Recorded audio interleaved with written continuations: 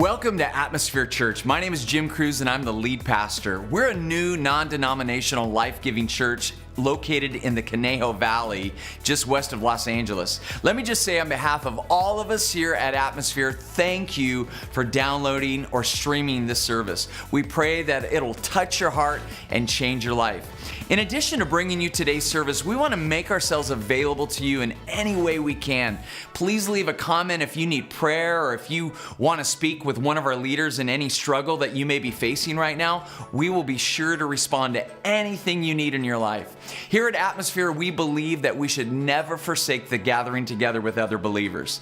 Don't use this recorded service as your church experience. Get involved in the local church to the extent that the people there know you by name. If you live in the Southern California area, we would love to invite you to be a part of our community. For more information about our church, go to our official webpage at atmosphere.church. Finally, there's a lot of man hours that are put behind making services and resources like this available that are meant to help you grow and develop as a disciple of Jesus Christ. So if this service and our other resources bless you, would you consider giving back to Atmosphere Church to support not just these things, but to also support the creation of even more resources for you and really for others who are also desiring to grow in their faith? To make a financial donation, simply click on the link on our site that says donate, and your gift of any amount is greatly appreciated. Remember, when you give to Atmosphere Church, you're actually giving through Atmosphere to change lives in our church,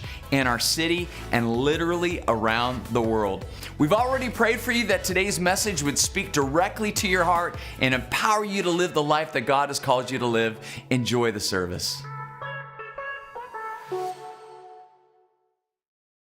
The reading, or maybe you just read the New Testament and you skipped the Old Testament, that's okay, because we're going to cover it together tonight as a church. And I already prayed that God would just use this to speak into your situation, your circumstance. I really believe that some of you dragged yourself to church tonight.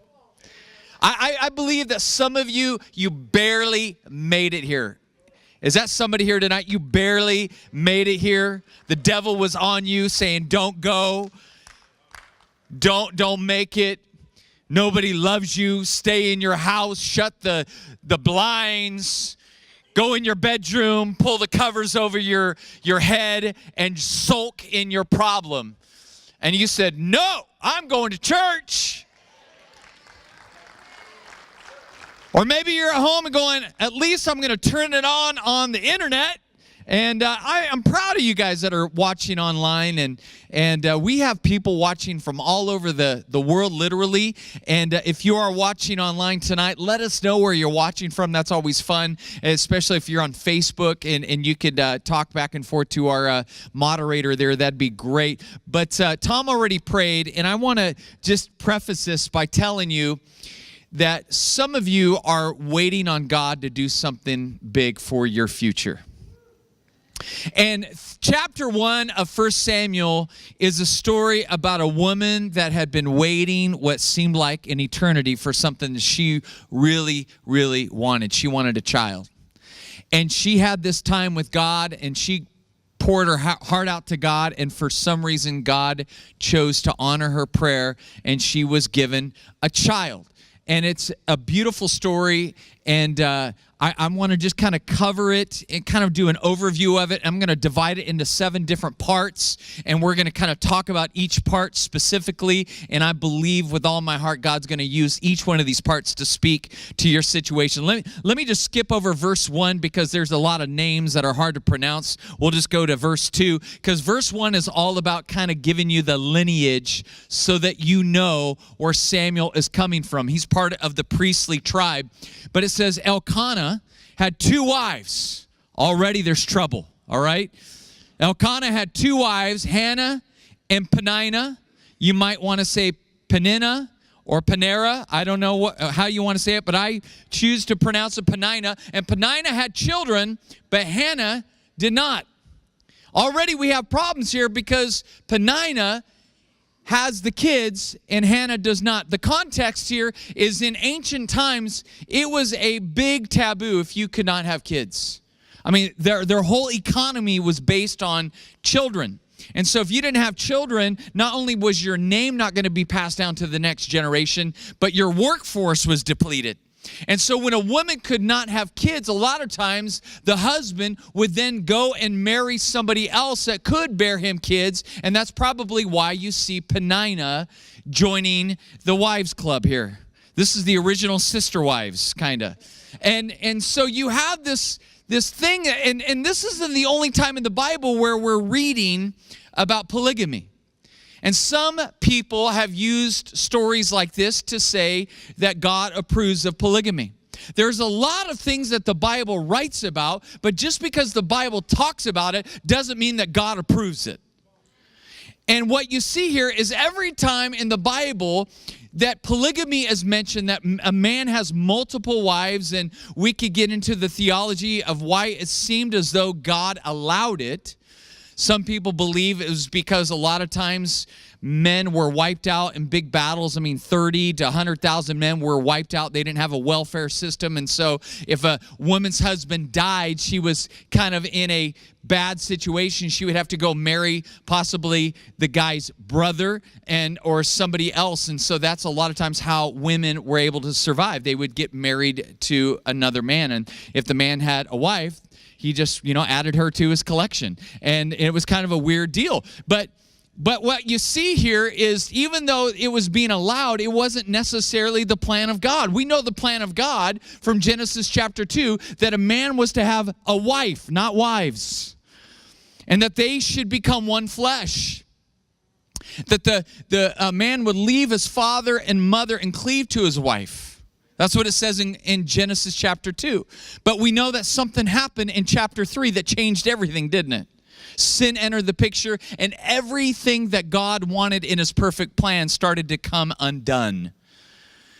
And when things start becoming undone, God doesn't necessarily get his way, does he? Because of our sinful nature. And so what happens is we see polygamy enter the scene. But every time the Bible talks about it, there are problems. Why? Because when you start living your life according to you and you veer off of the plan of God, it's always going to create problems for your life. And just because God isn't slapping you around or you aren't maybe feeling judged in whatever you're doing, sometimes it almost feels like God's okay with what you're doing. But you have to understand something. When you start veering off the plan, the perfect plan of God, there are going to be problems in your life. Are you still going to get to heaven? Well, it depends what it is that you're allowing into your life. But most of the time, there are things that, maybe aren't necessarily like black and white bad things. And maybe it seems as though it's okay for you to, do this and allow this into your life. And you're still going to heaven, but while you're here on earth, it becomes a living hell because of the side effects that those things have. Have you ever listened, really listened to some of these drug commercials that are on television? They're like, a minute long, and there's about 10 seconds where they tell you about the drug, and then there's 50 seconds where they tell you all the possible side effects. And they're nasty side effects, but they show, this family walking and smiling and going to a baseball game. And so you're so disillusioned because you see happiness on the scene, but you don't hear the announcer saying, this may cause sudden death. And if this gives you suicidal thoughts and blah, blah, and you're like, whoa, what is this? But see, a lot of times you might allow something into your life and choose to ignore the side effects when God is saying, my perfect plan is there. Not because I'm this control freak, because I created you and I designed you and I know how you work best. And so if you follow my plan, things are going to be a lot better than when you follow your plan. That's how it works. In the book of Judges, in 1 Samuel, a lot of Bible scholars believe is like a continuation, because Samuel, who we see is born here in this chapter, he is the last judge of Israel. Israel's going through a time of transition. They're going from this time of deliverers or rescuers or judges, as they're called, to a time of monarchy, where Israel has their first king named Saul. But it says in the book of Judges that Israel was in a very precarious time because everyone did what was right in his or her own eyes. And a rescuer would had to be raised up so that Israel would get back on track with God. And see, that's a lot like our culture, right? A lot of men and women are doing what feels right in their own eyes, and they don't want to talk to God about it. And because maybe they're not getting struck by a lightning bolt when they're making that decision, they think God is okay with it. Let me tell you, there are things that our culture is getting us to accept, even in the Christian community, that I guarantee you in 40 or 50 years, there's going to be warning labels on things. And they're going to say, if you do this, you're going to cause harm. Don't you feel like sometimes our country is in a big social experiment? Like, hey, if we get everyone to accept this as a lifestyle, then, hey, everything will be fine. And then 50 years later, then like, oh, that didn't work out like we thought it was, like we thought it would. I think there are things that we are accepting right now into our culture that years from now, we're going to see that there's bad, negative effects here on earth. We're not talking about eternity. We're not talking about heaven. We're talking about here on earth. Remember in the 50s, you watch shows, even on movies, you see these actors and people, and they're smoking cigarettes, right? Everyone's smoking cigarettes in the 50s. I mean, I grew up in the 70s, and we rolled around in a station wagon with the windows rolled up, mom and dad both puffing. How many grew up like that? It's like the car is like Cheech and Chong, and like it opens up and the smoke comes out. And that was normal. Everyone's like, that's normal. Fast forward 20 years later, it's like, oh my goodness. Don't even like smoke, in the next room, because the smoke may go through the walls and get you. I'm like, forget that. I was in a station wagon with the windows rolled up with both parents puffing on cigarettes. I am doomed. But all that to say, be careful of the things that you're allowing into your life. Just because God isn't maybe stopping you from doing those things doesn't mean that God is approving of you doing those things. Follow the Bible. Listen to what the Bible is telling you on how to live your life. Don't follow culture. Culture is not moving towards God and His ways. Culture is moving away from God and His ways. So if you really want to live out life the way God intended you to live out life, follow the Bible. Does that make sense? Just understand that. So polygamy, not good. One wife, great. Two wives, bad. Okay? And we're going to see this here because if you look at this in verse 4, it says, on the days Elkanah presented his sacrifice, he would give portions of the meat to Peninnah and to each of her children. And though he loved Hannah, he would give her only one choice portion because the Lord had given her no children. So Peninnah would taunt Hannah and make fun of her because the Lord had kept her from having children. Year after year, it was the same. Peninnah would taunt Hannah as they went to the tabernacle. Each time Hannah would be reduced to tears, it would not even eat. Now, as you look at this, Peninnah was the original mean girl. She was not very nice. Now, it's interesting that Hannah's name means favored one or gracious. That's awesome. Anyone know somebody named Hannah? It's a great name, great biblical name for a girl. It means grace or favored one. But yet her circumstances kind of made it look and appear as though she was not favored. She was cursed.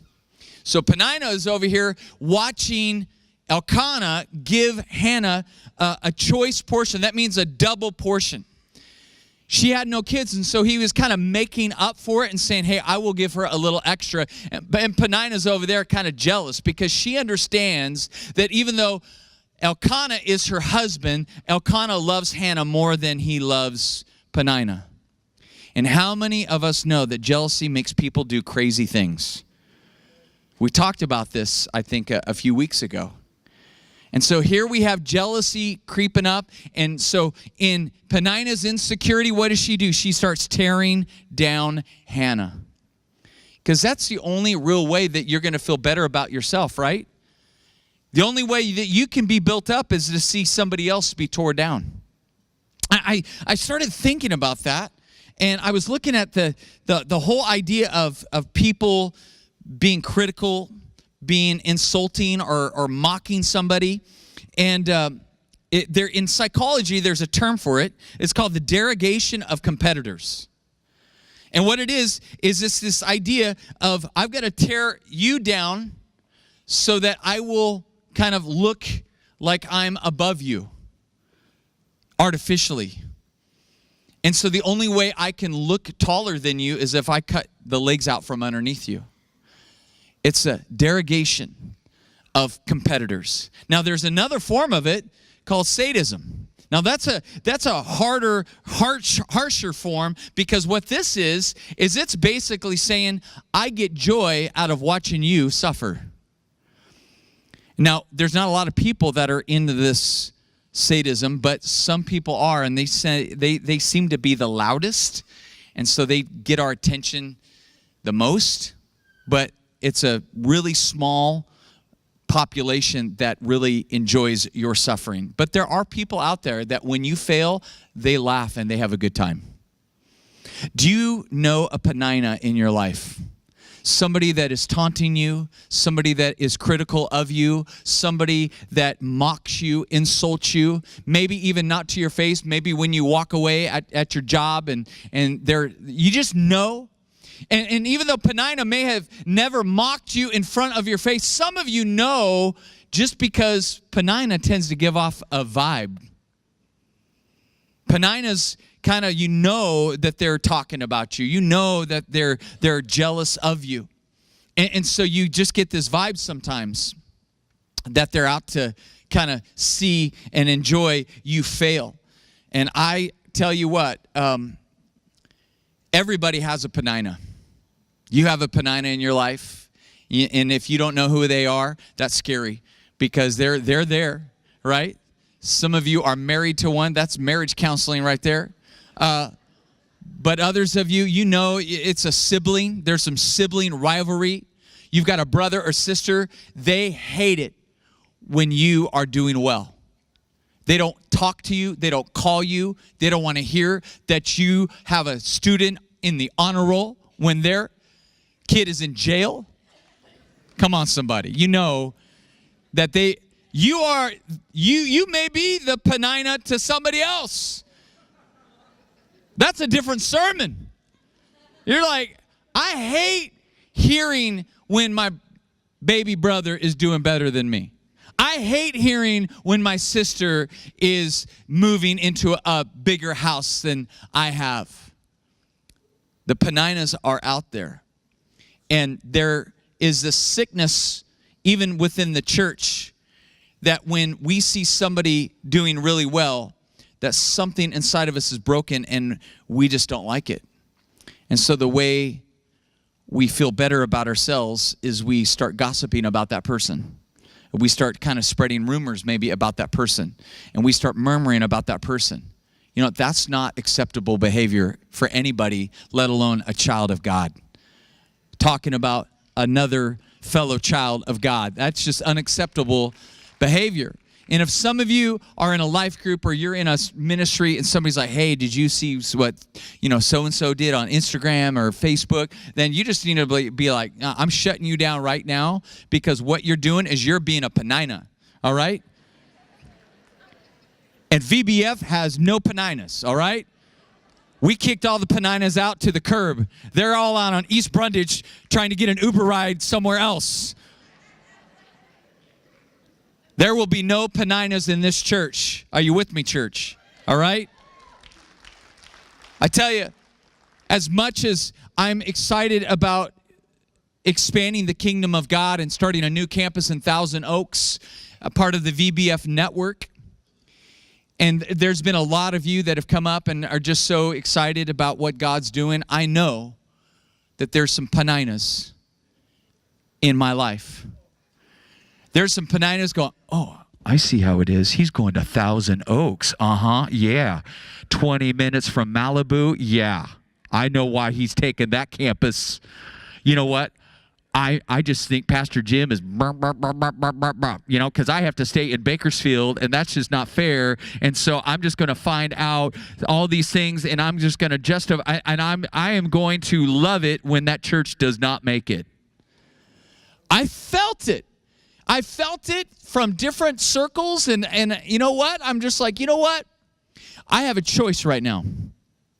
I have a choice, just like Hannah had a choice here. You have a choice, because you are not able to control the Peninnahs and what they say or don't say about your life. You have no control over that. But what you do have full control over is how you react to the Peninnah that comes into your life. And there's two choices. There's two choices that you have when somebody starts being critical of you, when they start trying to insult you, when they try to start talking about you. There's two choices you have. You can either A, become bitter. I've got a slide for that.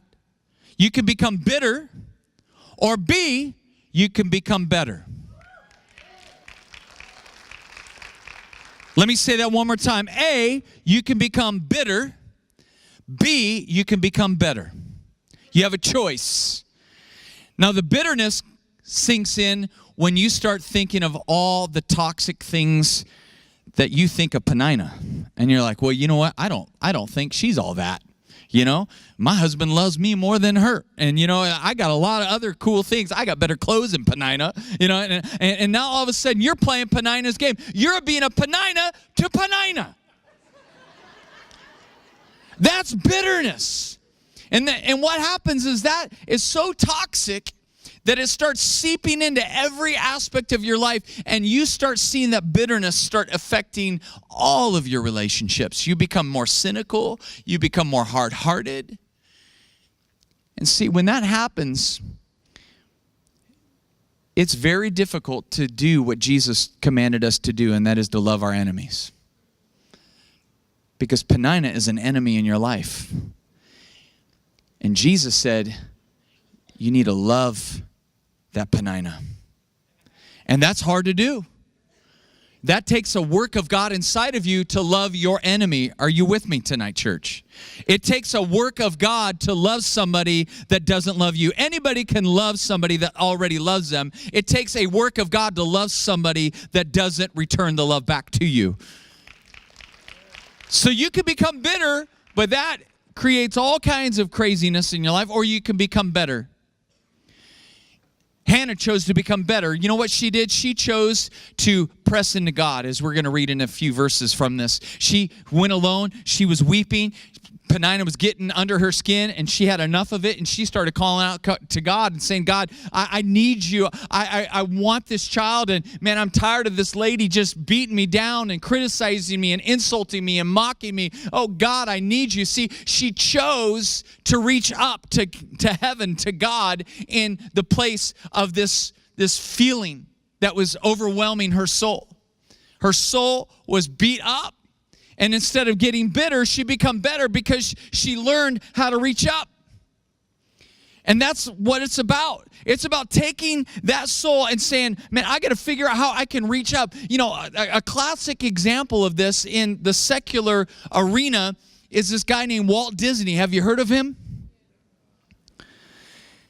Of course you have.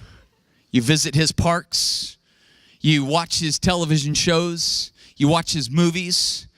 Do you know that Walt Disney was turned down 300 times for his idea of a talking mouse? 300 times. How many of you would just say, oh, it's not God's will after the second turn down? Like, no way, it's not God's will, man. I got turned down twice. He kept asking 300 times, and the 301st time somebody said, hey, I think that's a great idea. Let's do it.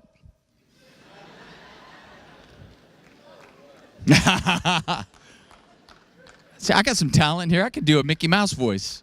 Okay, so he went ahead and he had somebody say yes. But what's crazier than that is that before that he was turned down at a newspaper in Kansas City because the editor said he lacked creativity. Hello? Walt Disney lacked creativity? I love this quote.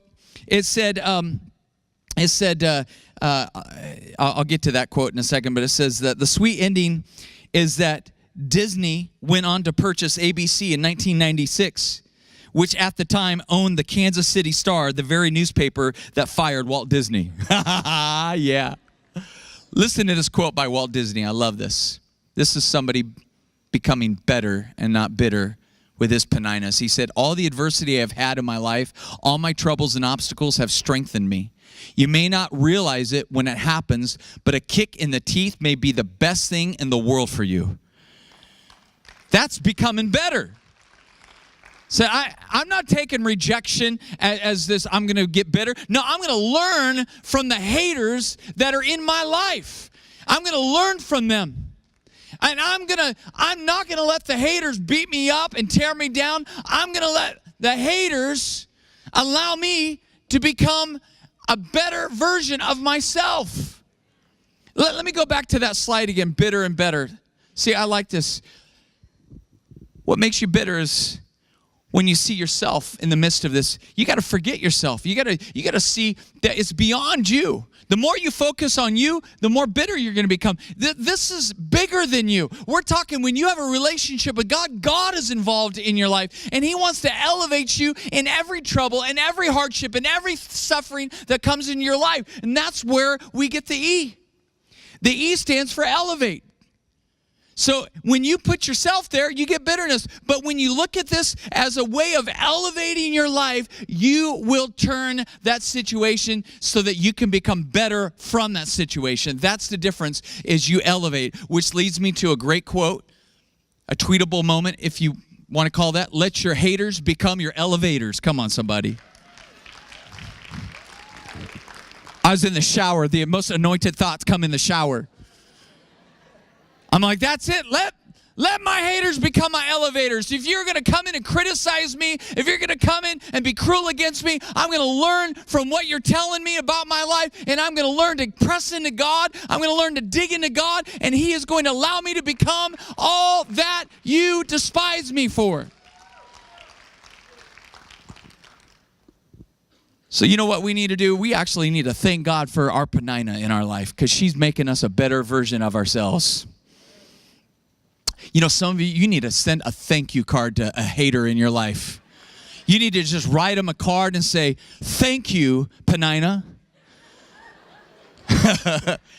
Don't be bitter about it. You pour all the love of Jesus into that card and say, you helped me see things about myself I would have otherwise never seen. So I just want to thank you because I have become a better person because of you being in my life. Whoa. Write them a thank you card. And let me know how that goes, all right? Let's jump down to verse 8. It says, why are you crying, Hannah? Elkanah would ask. Why aren't you eating? Why be downhearted just because you have no children? You have me. Isn't that better than having 10 sons? Elkanah, you need to go to the marriage retreat, bro. What is that? Is that encouragement? Hey, you don't need sons. Babe, you got me. I'm better than 10 sons. Let me tell you, women, guys, we're just not the best encouragers. I'm just going to be straight up with you. You could talk to my wife after service if you want, and she will agree that her husband is not the best encourager. And I think sometimes we get lost in our own little things, and I mean, he gets an F- for sensitivity here, right? Like, why are you crying? Are you kidding me? Elkanah, are you kidding me? Peninnah's over here taunting Hannah, and you're over there, I don't know, checking out, the ESPN Sports Center. I don't know what you're doing, but pay attention. She's hurting because she can't have kids. So he gets an F- on sensitivity. But see, us guys, we always have a way of turning this around and making it about us. Guys, can I just tell you sometimes our wives just want to vent and talk to us, and they don't need us to try to fix the situation. And I'm guilty of this all the time. My wife just 2 days ago, she was like, oh, man, I'm overwhelmed. I got all this stuff. And she was going down her list. And, we haven't been to the grocery store. We've been driving all around Vegas, Thousand Oaks. And she's just like, going down this list. And I'm like, oh, all right, stop. Okay, I'll go to the grocery store. Okay, this is what we need to do. And da-da-da-da-da. And she's like, I got to go. And so I go, okay. And then the Holy Spirit got a hold of me and said, you dummy, all right? She wasn't looking for you to fix the situation. She wanted somebody to speak in her life like, hey, we're going to make it. Things are going to be okay. Let's pray. Let's just pray the stress away. Let's just pray this anxiousness away, and everything is going to be good. That's what she wanted her husband to do, not to try to get in there and go, I'll fix it all. Husbands, our wives don't need somebody to always fix our situation. Sometimes they just need somebody to be there to listen and pray for them. That's all. Women, am I right? Am I right on this one? Yeah, you can elbow your husband and say, hey, take notes on that point right there, all right? And I think it's a good one. And Elkanah needs to go to the marriage retreat next year. I like this 1 Peter 3, verse 7. It says, in the same way, you husbands must give honor to your wives. Treat your wife with, what's that word? Understanding as you live together. Oh, some lady's excited. She's like, yes, thank you, Jesus. You see that word, honey? This is understanding. It's in yellow for a reason.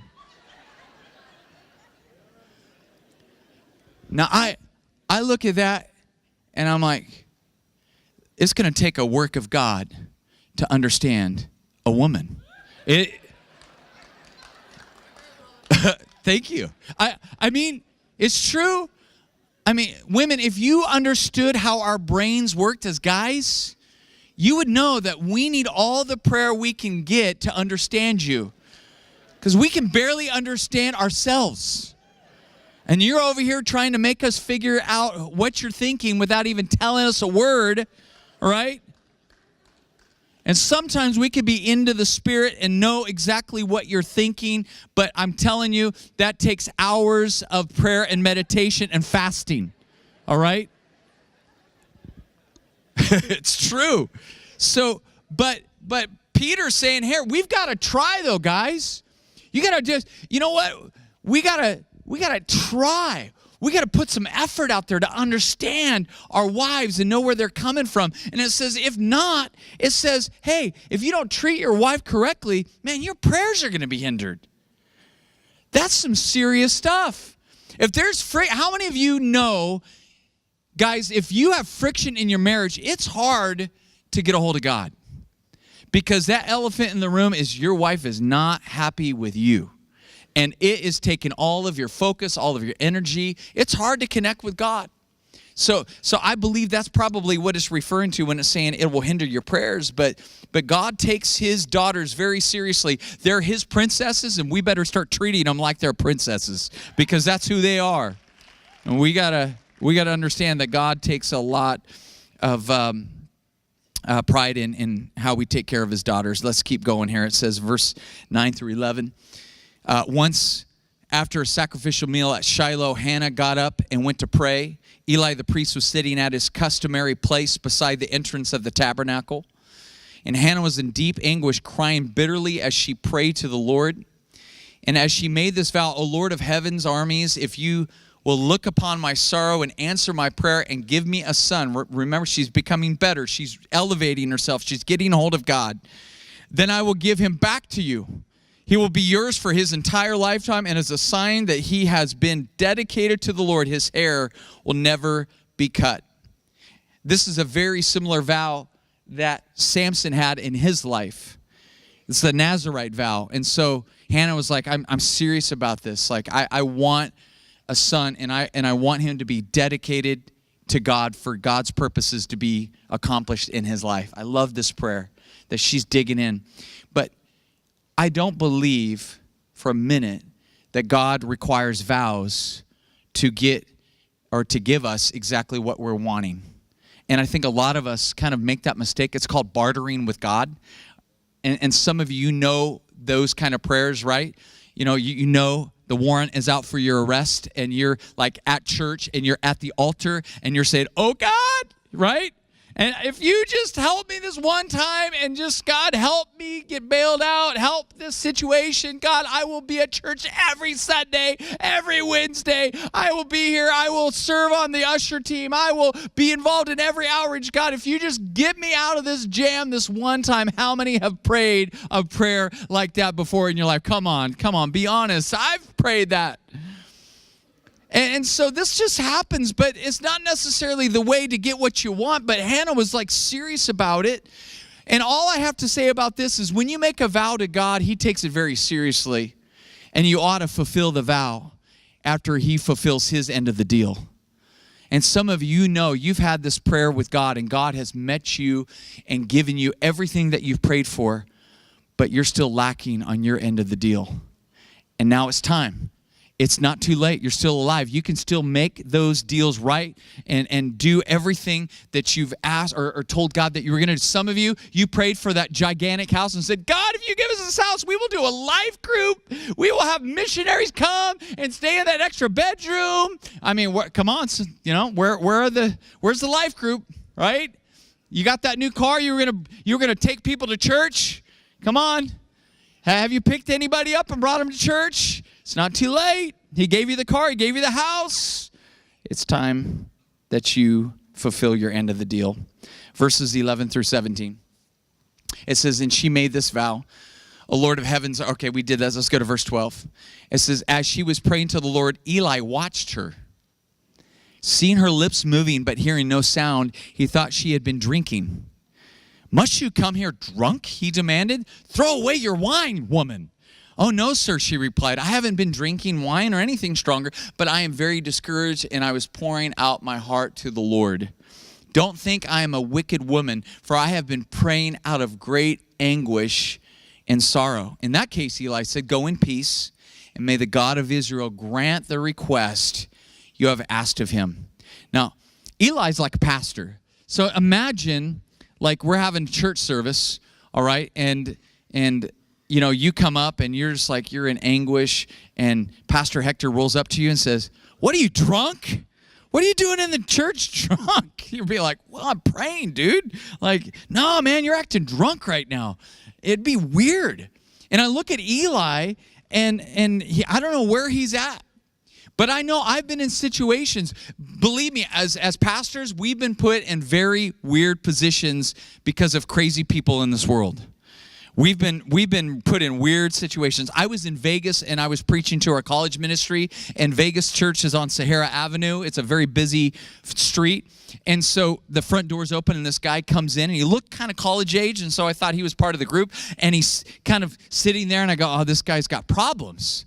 And so I was like, okay, I'll be cool. I'll just let him kind of, sit down and see if he's going to be all right. And a minute after he sits down and I'm in the middle of my message, his hand goes up. Yes, I see that hand.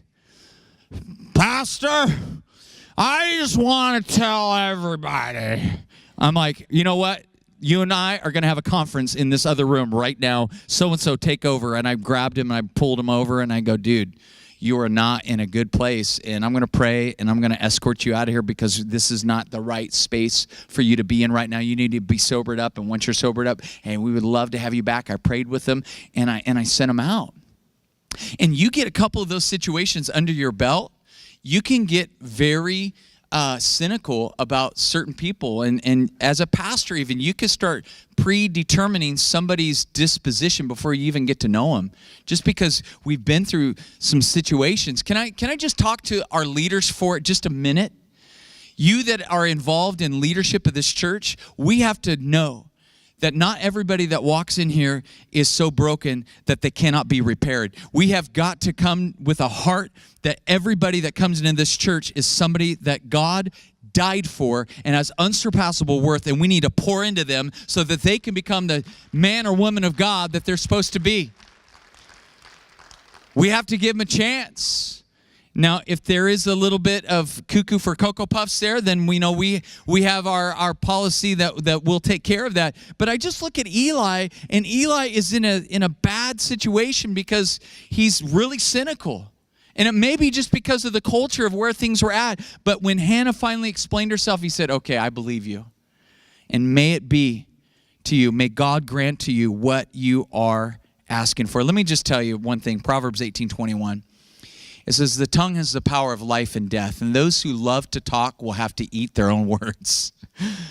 The power of the tongue has life and death attached to it. Don't ever underestimate the words that come out of your mouth to another person, because Hannah took these words that Eli said to her, and she stepped out in faith. Check out what happens after he tells her this. Let's read the next verse there.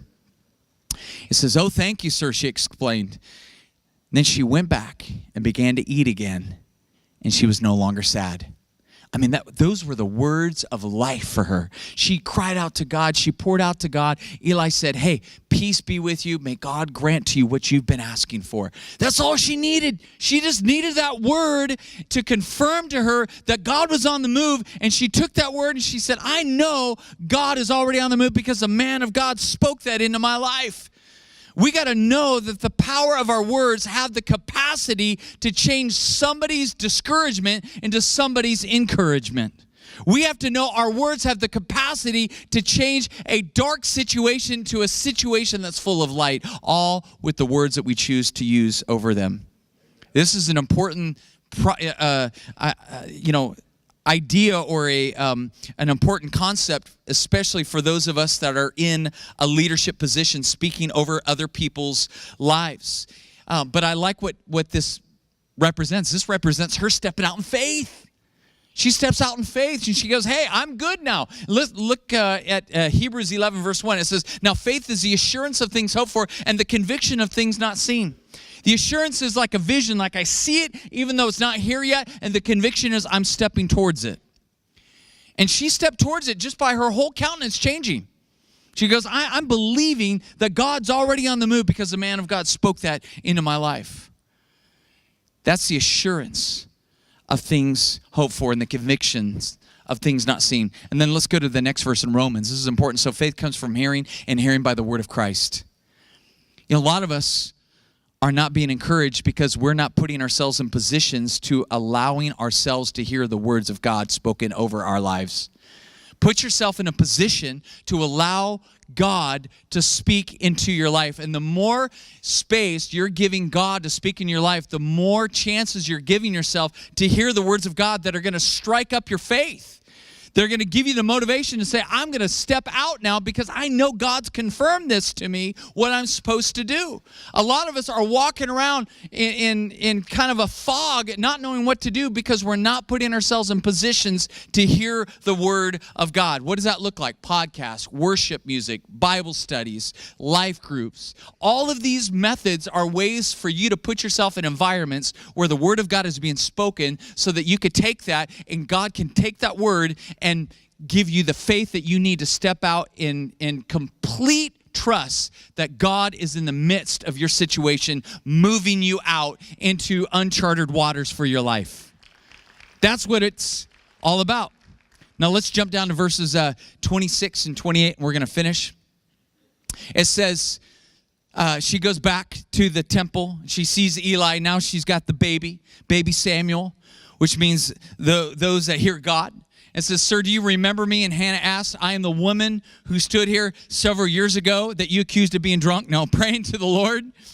And I asked the Lord to give me this boy, and he has granted my request. Now I'm giving him to the Lord, and he will belong to the Lord his whole life. And they worshiped the Lord there. Now, I love this, and there's a simple concept as this chapter finishes up. And that is she acknowledged that Samuel belonged to God. Her child belonged to God. She dedicated him to God. That's what she was doing there. She was dropping him off with Eli after she had weaned him. So he's about 3 years old. Now, women, put yourself in Hannah's position. She had waited her whole entire life. She's an older woman having a child. She finally gets the child. And now she's giving this child to God. And it's just so like cavalier here. It's just so like easy. Like, and she gave her child away and they all lived happily ever after. It's like, what anguish was in that moment? Where she probably, kept finding things to do. Elkanah's over there. Hey, babe, are you ready yet? Oh, just one more thing. I got to tidy up the room. And okay, it's been an hour. Oh, I'm almost ready. And she's just holding her baby, just going, I don't want to do this. I imagine if she's a human being, she's wrestling with this vow that she made. But she still did it. Because she recognized that no matter how much I want to hold on to this boy, eventually I'm going to have to let go. Whether he's 3 years old or he's 30 years old, eventually as a parent, we know the inevitable is our child is going to grow up and he's going to become an adult and he's going to go off and he or she is going to live their life. And we have to come to this idea and this understanding when they're babies, because if you don't, the harder that you try to hold on to your child as they're growing up, the more painful it's going to become when eventually you have to let go. And what if, as they're little babies, you come to a place and a realization that, you know what? I'm borrowing these kids. They don't even belong to me. They belong to God. And so I have to make sure that I take care of God's possession because I only have them for 18 years. Or in some cases, our time, in our era, 27 years. I don't know. But I only have them.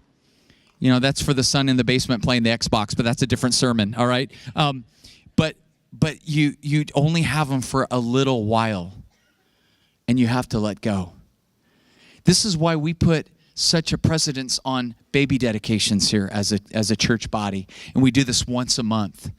You see the families come up here and the elders, and they pray over all of these beautiful children that are gifts of God. We believe that in that moment of that prayer that God is doing something in preparation for that child becoming an adult, so that when they become an adult, they will walk in the ways of God. It's so important. And I know as our children now are becoming adults, Josiah just turned 18, so all my children are technically adults. And I will tell you, for Tara and I, this is probably the most difficult time in our lives, because we're realizing, even though we've been talking about this for years, like we're looking at the end of our children living with us. We're like already on bonus time with our daughters, and we understand that we're looking at probably the next 5 years, we're going to be what is called empty nesters. Our kids are going to be launched into this world, shooting them out like little arrows into this world. And our job is going to be done. But if you don't realize that your job is to let go and to let God have your child, then it's going to create a codependence, an enabling spirit that is actually going to harm your child in the long run. And some of you, that's where you are at tonight. You're so much not wanting to let go that you are enabling your child from growing up, and you're actually harming them in the long run because they are not ready for the real world when they ought to be. You dedicate them to God and know that they don't belong to you. They belong to God, and you walk in that. And every day you wake up, you acknowledge, say, God, these are your gifts that you've given to me, and I'm giving them back to you, acknowledging that, Lord, they are yours, and I want them to belong to you. And if you haven't dedicated your kids, hey, sign up, call the office, and get them here the next first Sunday of the month, and you can dedicate them just like Hannah did. But we don't want them to live with us, all right? So they can stay with you, all right? And just know that God will honor that dedication. I really believe it. So did you get something tonight? All right? Okay, let's pray. Hey, thank you for tuning in today to another message from Atmosphere Church. If this message has spoken to your heart, would you take a moment and share it with your friends? You can connect with us on YouTube, iTunes Podcast, Facebook, Twitter, and even on Instagram. Simply do a search for Atmosphere Church through these various platforms and click either the follow or subscribe buttons. It's another great way for us to be able to stay connected with you. And until next time, we pray you'll keep the faith, spread the hope, and live the love. God bless you.